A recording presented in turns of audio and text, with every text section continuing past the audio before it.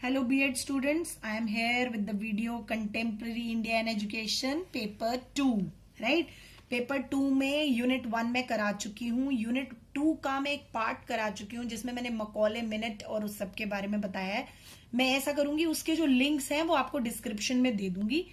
और आपका मुद्दालियर कमीशन और कोठारी कमीशन ये मैं अगली वीडियो में बताऊंगी. और उसका लिंक भी आप मेरे चैनल को सब्सक्राइब करिए, आपके पास ऑटोमेटिकली आ जाएगा. और उस वीडियो के लिंक में मैं इन सब वीडियोस को दे दूंगी ताकि आप एक भी वीडियो अगर देखें तो बाकी सब वीडियोस तक अप्रोच हो पाए. तो I try to help my students at my level best.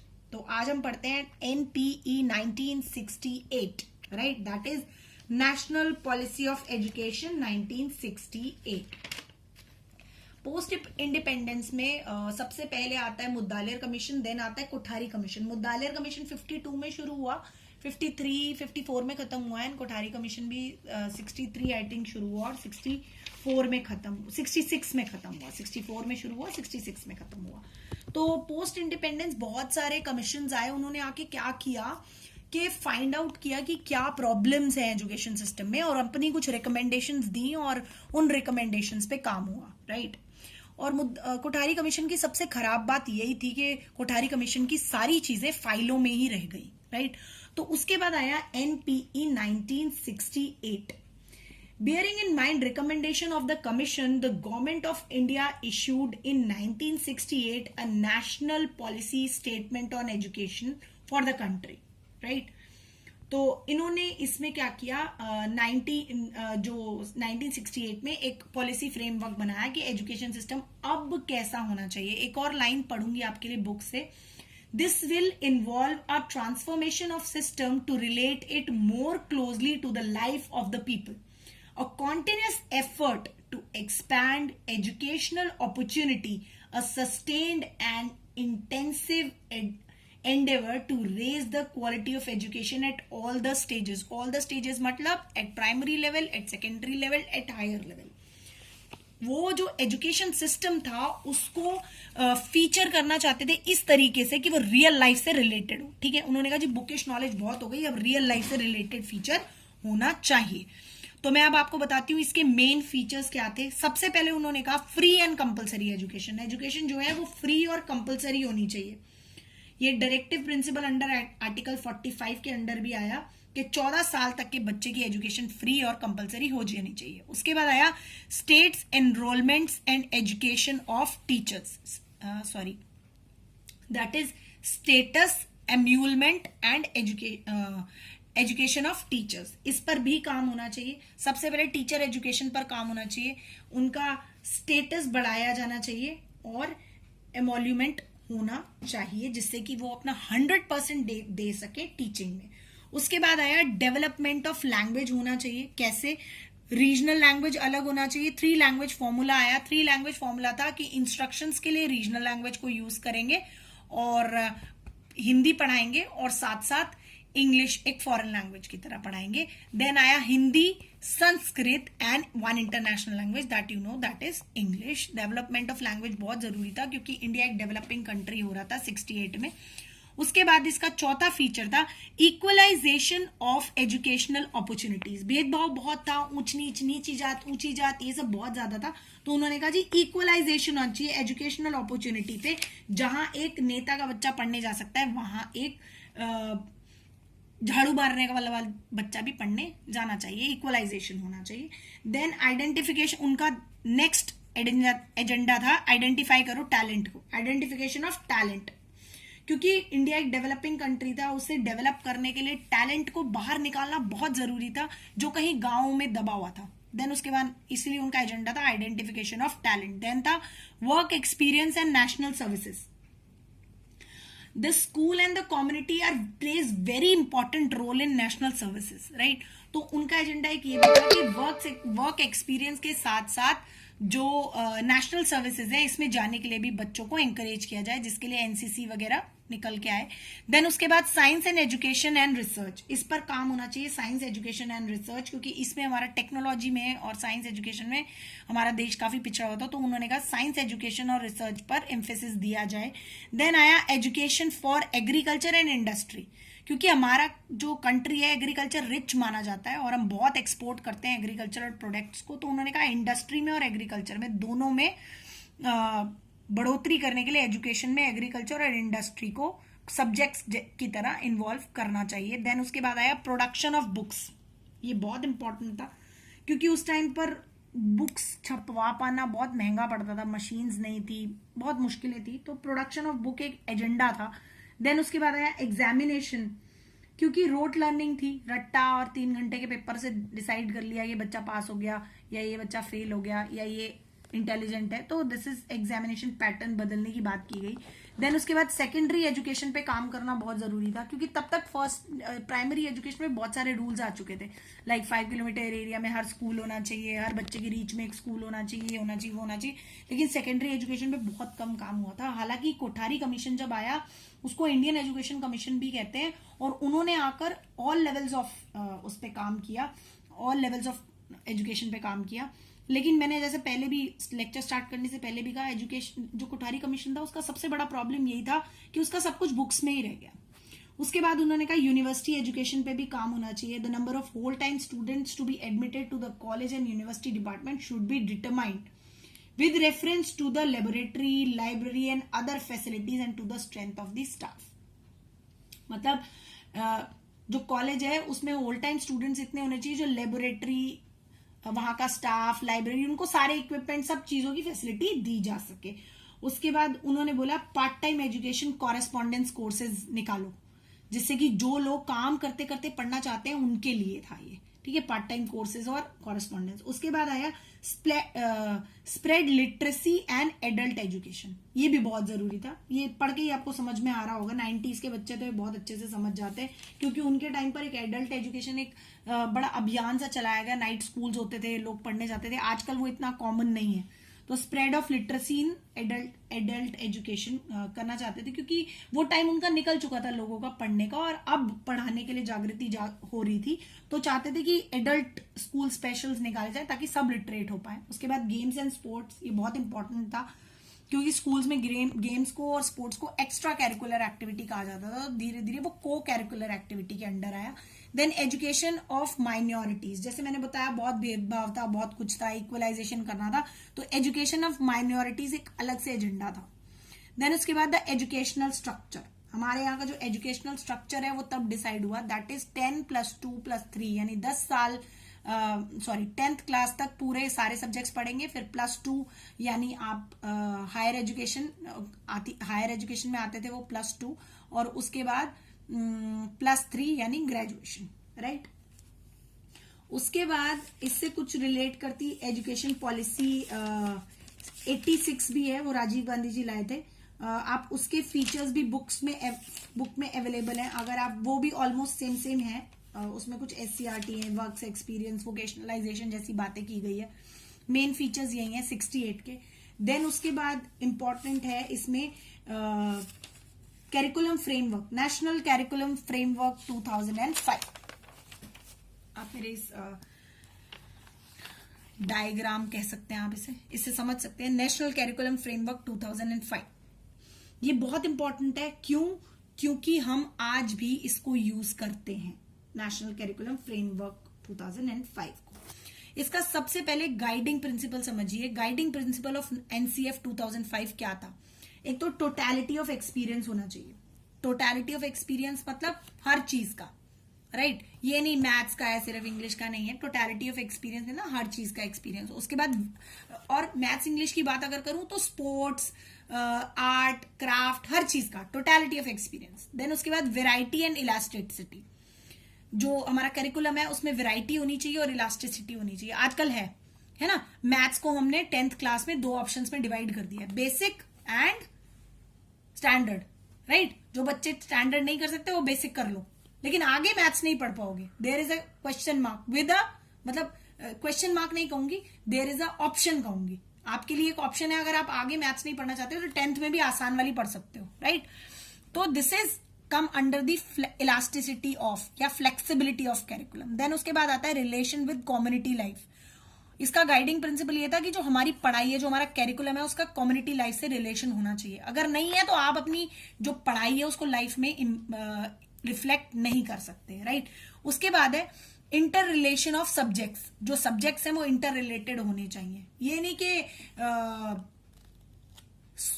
जैसे काका गागा पढ़ना तो सिखाया नहीं, आ की मात्रा पहले सिखा दी, नहीं हो सकता ना। ये तो मैं एक सब्जेक्ट के अंदर ही इंटर रिलेशन की बात कर रही हूं, अब मैं करती हूँ 2 सब्जेक्ट्स में अंडर इंटर रिलेशन की बात, राइट। एबीसीडी सिखाई नहीं, केमिस्ट्री के कैल्शियम Ca होता है और कार्बोनेट ऑक्सीजन O होता है, उसको क्या पता ये क्या होता है। मैं बहुत ऊंची बात कर रही हूँ, राइट। तो मेरा कहने का मतलब है inter relation between the subjects means एक सब्जेक्ट में जो पढ़ा रहे हैं दूसरे में साथ साथ चलना चाहिए। जैसे बच्चों को फोनेटिक्स पढ़ाते समय ए जब पढ़ाया जाता है तो साथ में आ की मात्रा पढ़ाई जा रही होती है, ई जब पढ़ाया जाता है तो साथ में आई पढ़ाया जा रहा होता है। That is inter relationship between the subjects. Then उसके बाद आता है the training for leisure. The training for leisure, जो लेजर टाइम है उसके लिए प्रॉपर ट्रेनिंग होनी चाहिए। ये नहीं बस खाली टाइम दे दिया बच्चे फ्रेश होंगे, बट कैसे, राइट। उसके बाद है एम्स ऑफ एजुकेशन। इन्होंने कुछ एम्स ऑफ एजुकेशन भी बताया।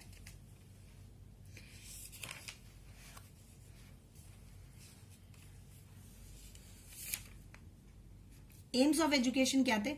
डेवलपमेंट ऑफ डेमोक्रेटिक सिटीजन, ठीक है, इनका एक एम था इंप्रूवमेंट ऑफ वोकेशनल एफिशिएंसी।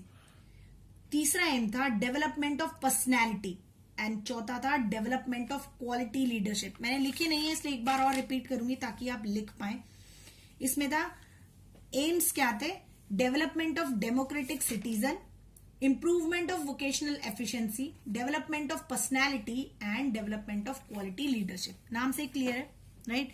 उसके बाद आता है नीड क्या थी? What is the need of NCF?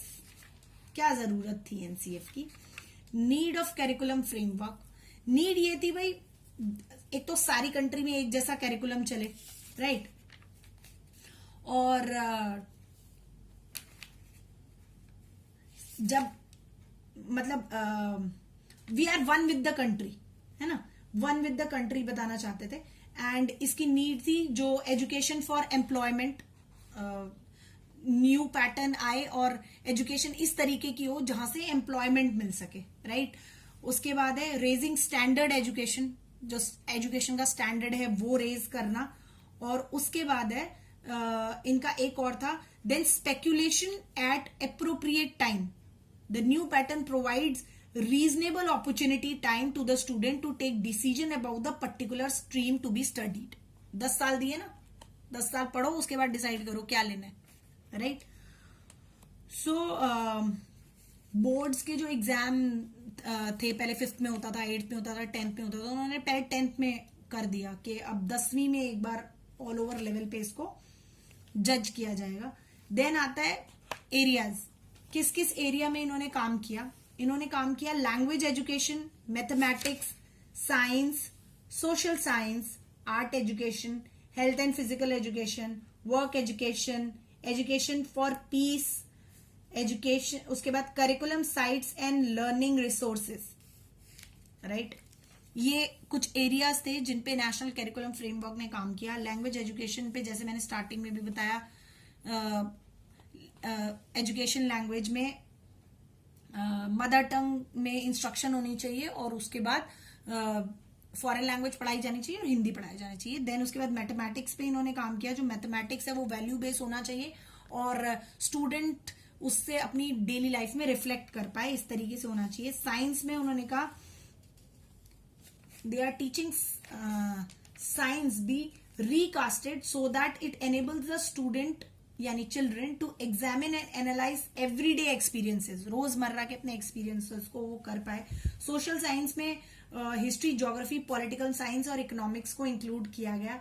Art education में म्यूजिक, डांस, थिएटर, इन सबको। हेल्थ एजुकेशन में biological, social, economics, cultural and political forces जो हेल्थ एंड फिजिकल एजुकेशन को प्रमोट करे। और उसके बाद वर्क एजुकेशन ये सोसाइटी को हेल्प करने के लिए, क्योंकि वोकेशनलाइजेशन ऑफ एजुकेशन उन दिनों एक बहुत बड़ा मुद्दा था, ठीक है। उसके बाद बात करते हैं न्यू पैटर्न की। इसने क्या न्यू पैटर्न निकाला? दैट इज 10+2+3, ठीक है। मेन कैरेक्टरिस्टिक्स क्या थे इस न्यू पैटर्न के, कैरेक्टरिस्टिक्स बताऊंगी पहले। कैरेक्टरिस्टिक्स थे ड्यूरेशन, यानी the first degree course is 3 years का होने वाला था। उसके बाद it provides 12 years of schooling in place of 11। उसके बाद the first university degree is obtained after 15 years of study. तो ये कुछ इसके ड्यूरेशन पे काम किया इन्होंने। दूसरा कैरेक्टरिस्टिक था इसका न्यू पैटर्न का करिकुलम में जैसा मैंने अभी एक्सप्लेन किया, साइंस पे काम किया, सोशल साइंस पे काम किया, वर्क एजुकेशन, मॉरल एजुकेशन, इन सब पे काम किया। देन उसके बाद थर्ड था vocational courses and socially useful productive work. Vocational courses introduce किया गए जिससे कि social useful productivity of work आए।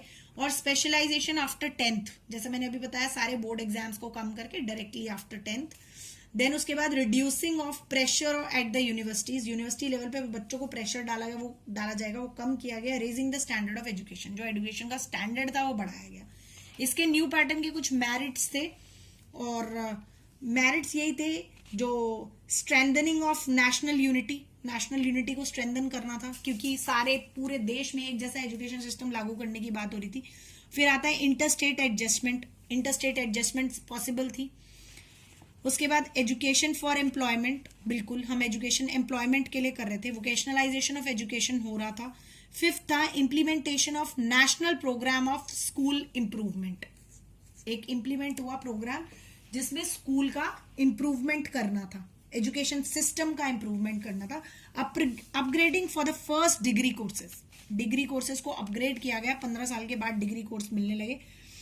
Raising of standard of education, ये मैंने पहले भी बोला। Then speculation of appropriate time, जो टाइम था स्टडीज के लिए उसको एक्यूरेटली स्पेकुलेट किया गया, जैसे 10 साल कंपलसरी एजुकेशन, उसके बाद स्ट्रीम्स चूज करनी है, उसके बाद पर्टिकुलर ग्रेजुएशन के लिए कौन से एरिया में जाना चाहते हैं, तो there are particular speculation of appropriate time, right. बस इसमें ज्यादा कुछ और है नहीं बताने के लिए। Aims and objectives of secondary education as suggested in the commission, कुछ फीचर्स हैं सीनियर सेकेंडरी के, स्पेशल फीचर्स ऑफ कैरिकुलम, मैंने यहाँ पे हेडिंग लिखी भी है। कुछ फीचर्स हैं। इन्होंने कहा कि सब स्टेजेस कर दी, जैसे इन्होंने बोला कि लोअर प्राइमरी लेवल जो है, लोअर प्राइमरी स्टेज होगी 1st से 5th तक, उसमें कौन कौन से सब्जेक्ट पढ़ाए जाएंगे।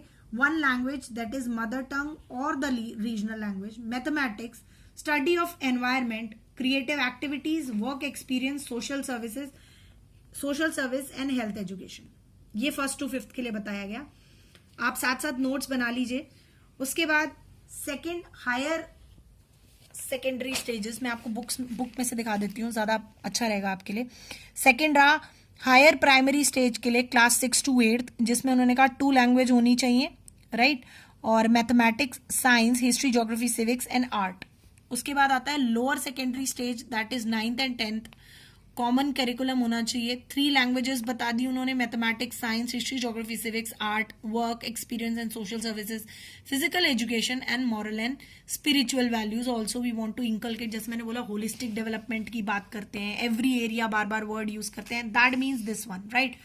उसके बाद आता है curriculum at higher secondary stages और सीनियर सेकेंडरी स्टेजेस। उन्होंने इस कैरिकुलम में क्या क्या था, एनी 2 लैंग्वेजेस जो इसमें आप कंफर्टेबल हो, जो आप लेना चाहो, क्योंकि यहाँ पे चूज कर लेते हो, और any 3 subjects from the following, right, ये सब्जेक्ट का ब्यौरा दिया हुआ है। और उसके बाद art and craft, education, spiritual, ये कंपलसरी सब्जेक्ट्स, राइट। तो thank you so much for watching my videos and so eagerly waiting for my videos. I'm just recapitalizing that I told you about the NPE 68, 86 भी इससे मिलता जुलता है, इसे मिलाकर पढ़ सकते हैं, राइट। और नेशनल कैरिकुलम फ्रेमवर्क